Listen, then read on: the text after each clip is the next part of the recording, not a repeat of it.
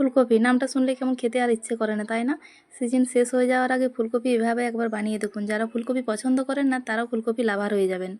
ফুলকপি অনেকেই পছন্দ করেন না, কিন্তু যা এইভাবে ফুলকপি রান্না করলে না খুব খেতে টেস্টি হয়, আর দেখতেও অসাধারণ সুন্দর হয়েছে রান্নাটা। দেখুন, এইভাবে ফুলকপি রান্না করার জন্য আমি একটা গোটা ফুলকপি নিয়ে নিয়েছি 4টে মিডিয়াম সাইজের আলু ও ফুলকপি একটু বড় বড় করে কেটে নিয়েছি। এরপর এগুলো আমি সামান্য নুন হলুদ জলে ভাপিয়ে নেব। আমি কড়াইতে জল গরম করতে দিয়ে দিয়েছি, নুন হলুদ দিয়ে দিলাম সামান্য পরিমাণ। এরপর আলুগুলো প্রথমে দিয়ে দেবো। আলুগুলো একটু সামান্য ভাপানো হয়ে গেলে তারপর ফুলকপিগুলো দেবো। ফুলকপি অনেকেই পছন্দ করেন না, তাদেরকে বলছি একবার এভাবে ফুলকপি বানিয়ে দেখুন, অসাধারণ লাগে খেতে। আর এভাবে ফুলকপি বানালে বা মাছ মাংস ফেলে এভাবেই এই রান্না দিয়েই ভাত খেয়ে নেবেন। ভাত, লুচি, রুটি, পরোটা সবার সাথেই এই রান্নাটা খাওয়া যায়।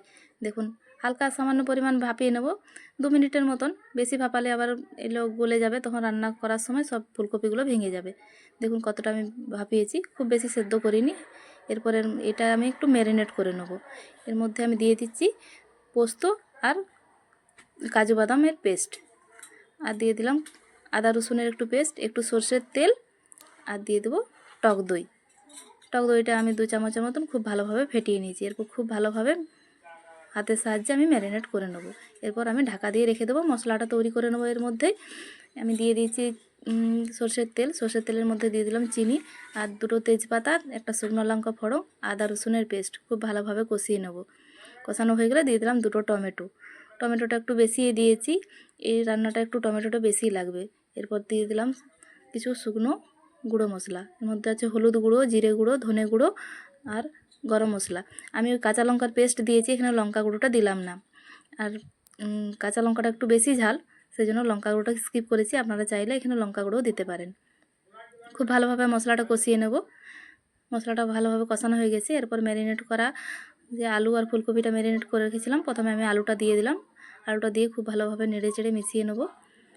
এরপর দিয়ে দেবো ম্যারিনেট করা ফুলকপিগুলো।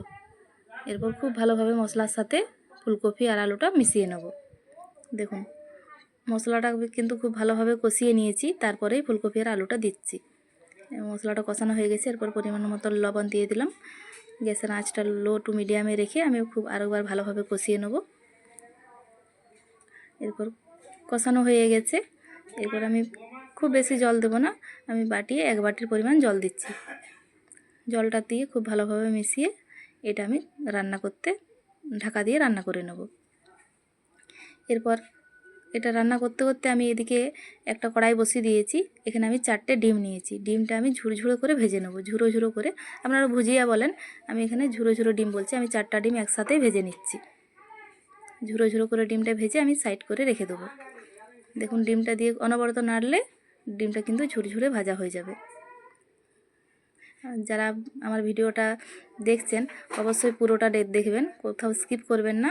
আর যারা চ্যানেলে নতুন তারা অবশ্যই ইউটিউব থেকে দেখলে সাবস্ক্রাইব করে রাখবেন, ফেসবুক থেকে দেখলে ফলো করে রাখবেন, পুরো ভিডিওটা দেখবেন। এদিকে আমার রান্নাটা হয়ে এসছে। এরপর আমি উপর থেকে ছড়িয়ে দিলাম যে ডিম ভাজাটা, 4টে ডিম ভেজে রেখেছিলাম, উপর থেকে আমি ছড়িয়ে দিলাম। এরপর এর মধ্যে দিয়ে দিচ্ছি কাসুরি মেথি, আর এটা একটা আমি স্পেশাল ভাজা মশলা করে রেখেছি।